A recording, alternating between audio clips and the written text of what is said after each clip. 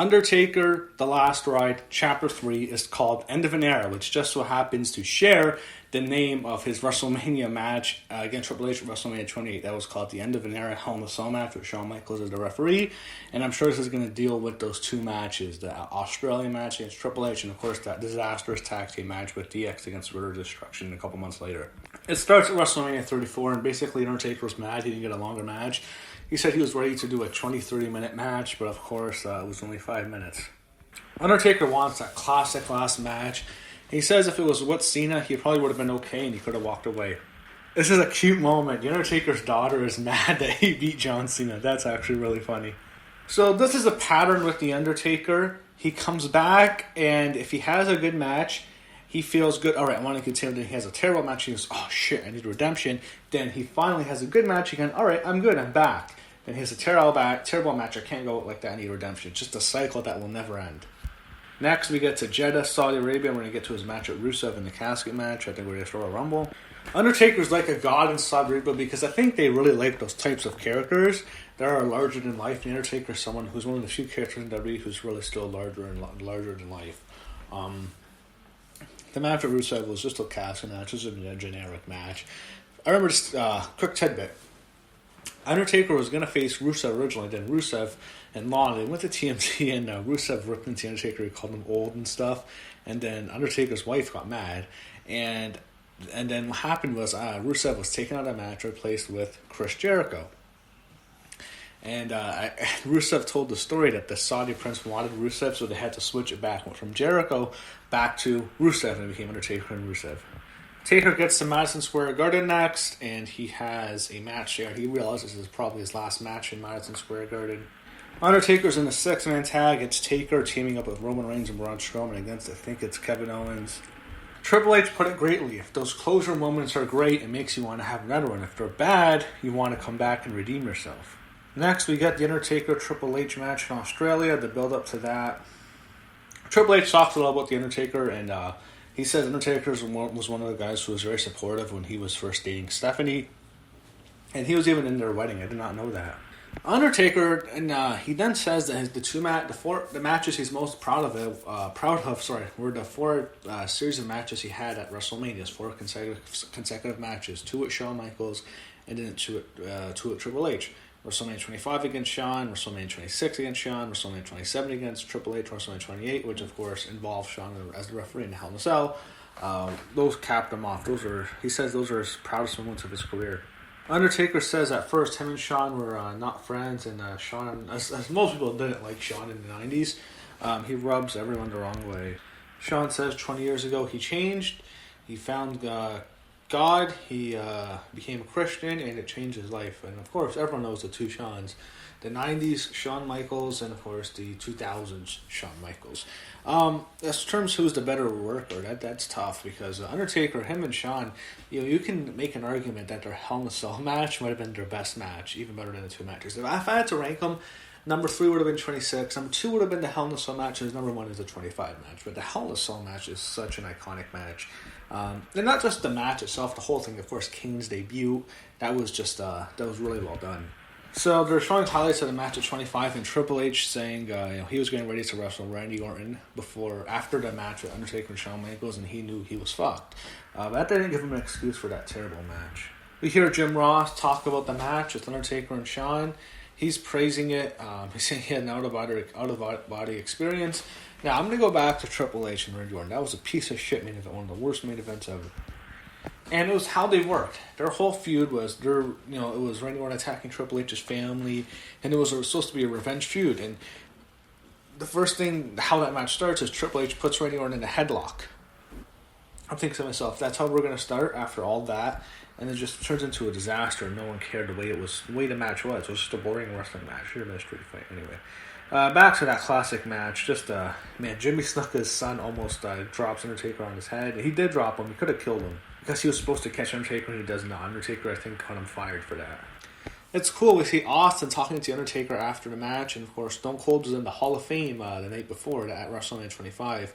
I remember hearing a story on a podcast. I don't know if they're going to tell this, but Triple H, after he saw that match, he had to follow it. He went into the trainer's office for Taker and Shawn Moore, and he threw the belt on the ground and says, how the fuck am I going to follow that? And then, of course, they go to the next year, WrestleMania 26, and it's Shawn Michaels' last match. Undertaker talks about Shawn Michaels had the John Ella retirement. He went out in a classic match. Even though he lost, John Ella won the Super Bowl. Shawn did lose, but however, he went out with the classic match and it was on his terms, and that was it. Undertaker, not so much. Of course, there's a cool moment in Gorilla after WrestleMania 26. They show Undertaker and Shawn Michaels hugging after the match with Triple H and Vince McMahon, who were also there. And Triple H was wrestling Sheamus earlier in the show, and Vince McMahon was wrestling Bret Hart in one of the worst matches ever. Edge is saying something I think everyone can agree with. He says he really hopes Undertaker finally gets that moment. He hopes he has that opportunity to have the moment, and once he gets it, he knows and he closes the door. That's how he should go out. So Undertaker's the one who told Triple H, how about we pick up on this? And of course, they have the match at 27. Damn, it's crazy how they have all this cool backstage moments of all these guys at WrestleManias, and I didn't know they recorded all this. What do they ever do with all this footage? Imagine the amount of footage. Like, what do they do with this footage? Can they ever, like, one day, maybe they should, like, do a giant WrestleMania, do every single WrestleMania have its own backstory and have all this behind the scenes footage that had never been seen before? Because what are they going to save it for? I'm just wondering.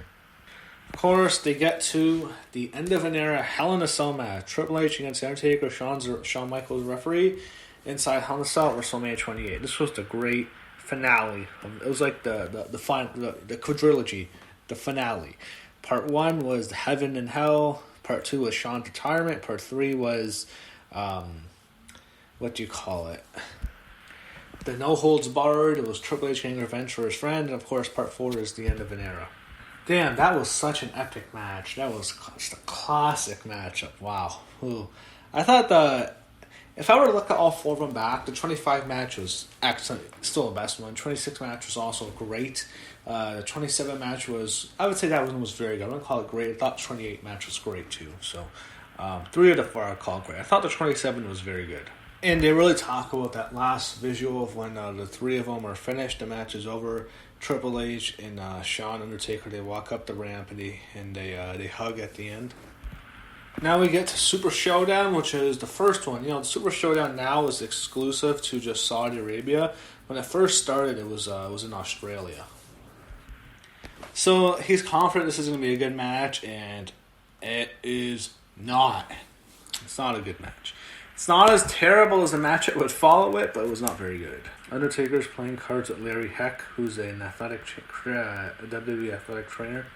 So, Triple H hadn't beaten Undertaker in 16 years. I don't even think he had beaten him on pay-per-view before this. I remember he beat him on SmackDown one time because I can remember the match, but I don't know if he ever got a major win over Taker.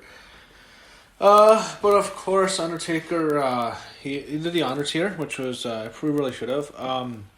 It ends the same way everyone thought the WrestleMania 28 match would end when Shawn hit the switch music and Triple H hit the pedigree. Here, it doesn't look nearly as good as Taker's late getting his arms up, but yeah, they're nowhere near as good as their previous 2 matches, obviously. So they made it like it was a good match, and it wasn't. I want to know. They did the same thing with the Roman Reigns match. I already tried to make it like it was a great match. Undertaker said it was like the worst match ever. I wonder if this happens too. They're trying to make it like it's an epic match. This wasn't too bad, but then, you know, Undertaker's gonna probably bash it, shit all over it like he did the Roman Reigns match. Of course, that match was basically just a prelude until the disaster, which was Shawn Michaels' epic return in Saudi Arabia clusterfuck tag team match. This next part is the funniest shit ever. I have to play it for you live. I can't. You know, I wanted to, but WWE's probably going to do a copy strike. I'm going to lose my fucking channel, everything I did for years. So, what it is basically, Kane, they respond to Triple H and Shawn Michaels, and Kane says, Triple H, Shawn Michaels, we have 3 words for you. Undertaker says, go fuck yourself. It was fucking hilarious. Kane talks about how he would never had the career he had if Undertaker was not such an advocate for him, and Undertaker always supported him. Kane said that in his interview with Steve Austin earlier this year. Taker would always look out for him in their careers. Kane says his favorite match was against Undertaker at WrestleMania 14. Now, that was a great match. I liked it a lot. That was a really, really good one. They had, some people don't like it, but they really put Kane over, even though he lost. He kicked out of the Tombstone. I think that was the first time anyone had ever kicked out of the Tombstone. In the 8 years Undertaker had been at WWE, no one ever kicked out. It took like another 10 years for people to start kicking out of that again. That's the most protected finish ever. for that period, and Kane kicked out of 1, then he kicked out of 2, and it took 3, and even in the third one, he kicked out right at 4, so he almost kicked out similar to the Hogan Warrior kick out. Triple H says that every time he talked to Shawn, the answer of ever coming back was absolutely not, and I think he probably never wants to come back ever, and this would be a horrible way for his last match to end, for his career to end. That was such a perfect retirement. I mean, I guess they can ignore this match, pretend it never happened. You can do that, but I mean, it did. Triple H jokes about the match, him and Undertaker are basically wrestling part-time. Shawn's been retired for 8 years. Kane's a mayor, and it was a bad comedy movie. So, in that match, it was a disaster. Triple H tears his pec, in the first 5 minutes, and I'm starting to laugh. Oh, that was oh, man.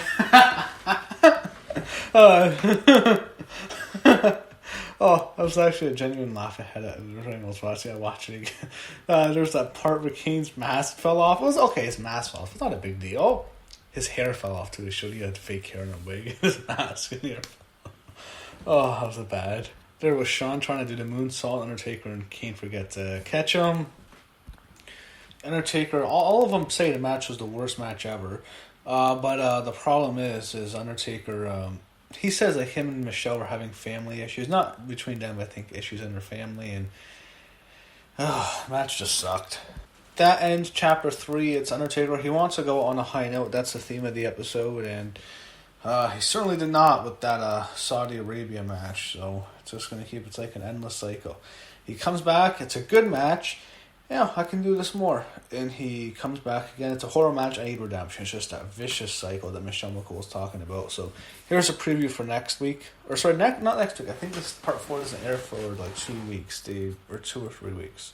So they show a preview, and he wants to be at WrestleMania 35 wrestling there. It was the first time ever he's not actually having a match, but and then they show the Goldberg match, and that unmitigated disaster.